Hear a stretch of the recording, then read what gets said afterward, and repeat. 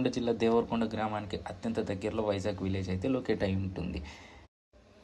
Place చూస్తే చాలా బాగుంది కదా. ఎక్కడ అనుకుంటున్నారా? మన తెలంగాణ ఆంధ్ర బార్డర్లో అయితే ఈ వైజాగ్ విలేజ్ అయితే ఉంటుంది. నల్గొండ జిల్లా దేవరకొండ గ్రామానికి అత్యంత దగ్గరలో వైజాగ్ విలేజ్ అయితే లొకేట్ అయి ఉంటుంది. వైజాగ్ విలేజ్ అని ఎందుకు అంటారంటే వైజాగ్ నుంచి చాలామంది ఈచ్ వన్ పర్సన్కి 100 లేకపోతే 150 రూపీస్ అయితే ఛార్జ్ చేస్తారు. నేను వెళ్ళినప్పుడు నాకు తెలిసిన విషయాలు ఏంటంటే ఇక్కడ దాదాపు ఒక 1 or 2 మంత్స్లో 10 మెంబర్స్ దాకా చనిపోయారంట. సో అలా ఎందుకు జరిగిందంటే వీళ్ళు ఎక్కువగా తాగేసి లోతెంతో తెలియక వెళ్ళి చనిపోయిన వాళ్ళు చాలామంది ఉన్నారంట. సో అలాగే ఈ ఏరియాలో ఒక ఆమెను కూడా చంపేసి వెళ్ళిపోయారంట. సో మీరు వెళ్ళినప్పుడు కొంచెం జాగ్రత్తగా అయితే స్విమ్ చేయండి. నాగార్జున సాగర్ బ్యాక్ వాటర్ తోటి ఈ ఏరియా మొత్తం అయితే చాలా అంటే చాలా ఆహ్లాదకరంగా ఉంటుంది.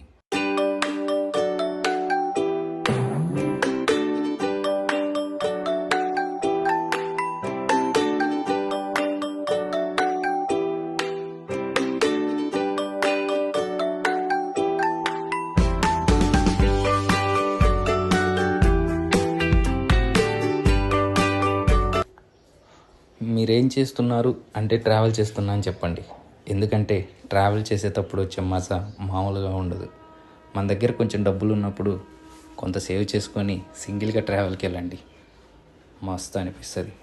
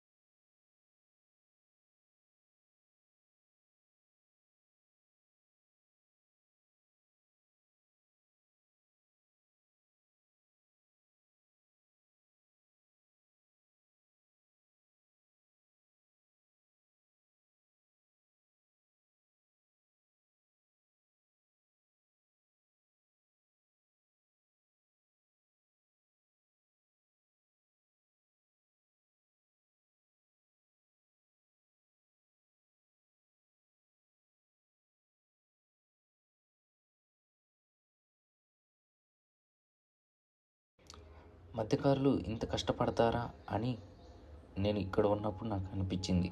సో మీరు కూడా ఈ ఏరియాకు వచ్చినప్పుడు వీళ్ళకి ఏదన్నా హెల్ప్ చేయాలంటే కొంచెం బేరమాడకుండా అయితే చేపల్ని కొనాలని కోరుకుంటున్నాను. వైజాగ్ విలేజ్లో మీరు బాగా ఎంజాయ్ చేసి మీకు ఒకవేళ టైం ఉంటే దేవరకొండ కోట కూడా ఒకసారి చూడండి. 30 కిలోమీటర్ల డిస్టెన్స్లో అయితే దేవరకొండ కోట అయితే ఉంటుంది. దేవరకొండ కోట దాదాపు 900 ఏళ్ల చరిత్ర కలిగి ఉంది. సో ఒకవేళ మీకు టైం ఉంటే దేవరకొండ కోటను కూడా